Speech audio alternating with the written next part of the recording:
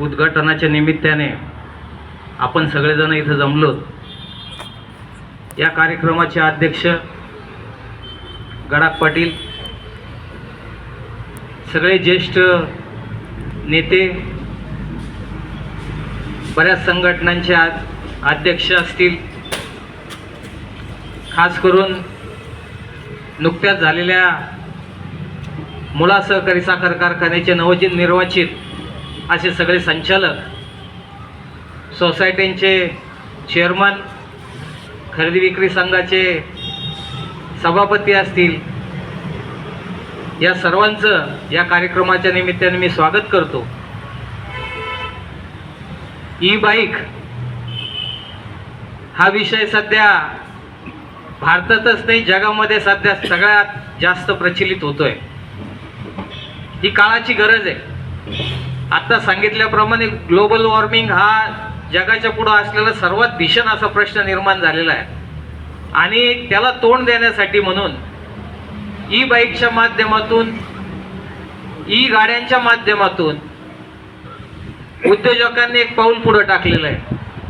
खास करून ग्रामीण भागातून आलेली व्यक्ती हा व्यवसाय करते, एक शेतकरी कुटुंबातली असलेली व्यक्ती हा व्यवसाय करते, याचा माझ्यासारख्या शेतकरी संघटनेच्या कार्यकर्त्याला अभिमान आहे। व्यावसायिक लोक खूप आहेत, धंदेवाईक लोकांनी ही व्यवस्था पूर्णपणे काबीज करून संपवण्याच्या मार्गावर आणलेली आहे, परंतु समाजासाठी काहीतरी देणं लागतो, समाजासाठी काही आपले दायित्व आहे। त्या भावनेतून निर्माण केलेली वस्तू मला असं वाटतं की निश्चितच समाजामध्ये एक प्रभावी पद्धतीने त्याचा उपयोग होईल। त्याच्यामुळं मी या शोरूमला सर्वप्रथम शुभेच्छा देतो। बऱ्याच वेळा असं होतं की शेतकरी संघटना हा विषय ज्यावेळेस येतो आणि आमच्यासारखे कार्यकर्ते ज्यावेळेस कार्यक्रमाला बोलवले जातात त्यावेळेस बऱ्याच जणांच्या चेहऱ्यावर असं प्रश्नचिन्ह असतं आणि आज तर खास करून असे आहेत की ज्यांच्याशी त्यांना वाटतं आमचा संघर्ष आहे। कारखान्याच्या लोकांना नेहमी वाटतं की अजित काळे शेतकरी संघटना म्हणजे आपले विरोधक आहेत, परंतु मित्रांनो एक दुसरी भूमिका तुम्ही पाहत चला। आम्ही विरोध 100% करतो। आम्ही गडाख साहेबाला करणार विरोध, आम्ही घोलेनला विरोध करणार, जिथं चुका होतात तिथं आम्ही विरोध करणार, आमच्या हक्कासाठी आमची भूमिका आम्ही मांडणार। हा वैयक्तिक विरोध नाहीये, हा द्वेष नाहीये, कुणाबद्दल काही असूया नाहीये, कुणाबद्दल काही अशी भावना नाहीये की या माणसाला आमच्यामुळे त्रास व्हावा। फक्त विषय असा आहे की प्रामाणिकपणे आम्ही जे कष्ट करतो, आमचे शेतकरी जे कष्ट करतात त्यांना त्यांच्या हक्काचं मिळालं पाहिजे आणि त्याच्यासाठीचा हा संघर्ष आहे। त्याच्यामुळे तुमच्या सगळ्यांचं अभिनंदन करत असताना मात्र मी तुम्हाला नक्कीच एक शेतकरी संघटनेचा कार्यकर्ता म्हणून सांगेल की तुम्ही ज्या पदावर आता गेलात ते पद जरी डायरेक्टर, आता आपल्याकडे काय झालंय असं पहिल्यांदा जे डायरेक्टर व्हायचे त्यांच्या बाबतीत फार वेगळी भूमिका असायची, आता डायरेक्टरांची भूमिका थोडी वेगळी व्हायला लागलेली। नेता सांगतो तसं वागणारे डायरेक्टर जास्त झालेत।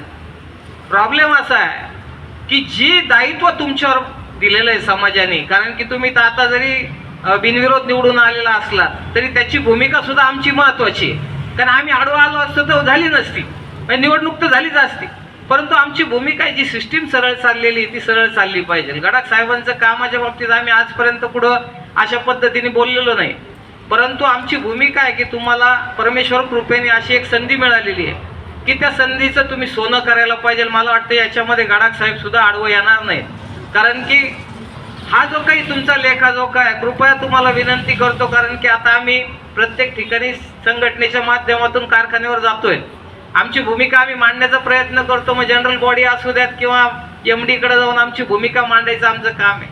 आमची विनंती आहे तुम्हाला की हे जे चाललेलं आहे, कारण तुम्ही सगळे शेतकरी आहे बेसिकली, नंतर तुम्ही डायरेक्टर आहे, हे जे चाललेलं आहे याच्यावर अंकुश ठेवण्याचं काम मात्र तुमच्या हातात आहे आणि ते काम तुम्ही, आपण ज्याला ट्रस्टी म्हणतो, शेतकऱ्यांचे तुम्ही ट्रस्टी आहात, तुम्ही विश्वस्त आहात शेतकऱ्यांचे। त्याच्यामुळे तिथं जाऊन खास करून ज्यावेळेस ऊसाच्या भावाच्या बाबतीतला विषय येतो त्याच्यामध्ये मात्र तुमची भूमिका अतिशय प्रामाणिक असली पाहिजे, ही अपेक्षा या कार्यक्रमाच्या माध्यमातून व्यक्त करतो की जेणेकरून आमच्यासारख्या गरीब कुटुंबातील शेतकऱ्याच्या मुलांना कुठेतरी उभं राहण्याची संधी मिळेल। आज असं झालेलं आहे की घोडेगाव सारखा एक गाव, ज्याला मी आत्ताच चर्चा करत होतो गडाख पाटलांशी, त्यांना म्हणलो की ॲडमिनिस्ट्रेटिव्ह साईडला हे गाव जरी तालुका म्हणून आलेलं असलं तरी खऱ्या अर्थाने तालुका अजून डिक्लेअर झालेलं नाही असं माझी माहिती आहे. मग जर अशी परिस्थिती असेल तर पहिला संघर्ष काय करायला पाहिजे, कारण की तुमचा नेवासा तालुका असा आहे की ज्याच्यामध्ये जवळपास 122 ते 124 गावं आहेत आणि 22 वस्त्या आहेत, असं मिळून 142 गावं असलेला हा तालुका आहे. याचं विभाजन मात्र 100% होणं आपल्या दृष्टीने, शासनाच्या दृष्टीने सुद्धा गरजेचं झालेलं आहे. त्याच्यामुळे घोडेगाव तालुका असावा ही जी मागणी किंवा आता ज्यांचा सत्कार आपण केला तो अतिशय रास्त आहे. त्या पद्धतीने जर ह्या गावाला तालुक्याचा दर्जा मिळाला शासकीय दरबारी तर मला असं वाटतं की बऱ्याच गोष्टी सुलभ होतील. MIDC नवीन येऊ घातलेली गडाख साहेबांच्या माध्यमातून इथं MIDC आली असं आत्ताच सांगण्यात आलं.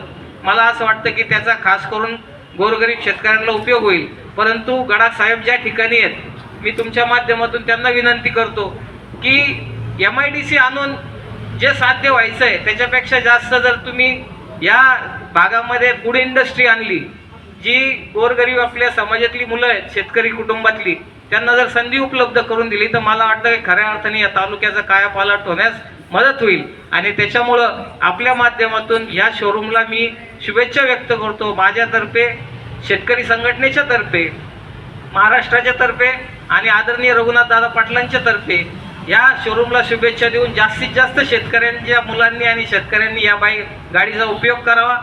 माझ्या मनामध्ये जो एक विषय शेवटचा सांगतो आणि थांबतो की 3 महिन्यानंतर यांची बाईक येणार आहे, कारण की आपल्या शेतकऱ्याला बाईकचा जास्त उपयोग होतो.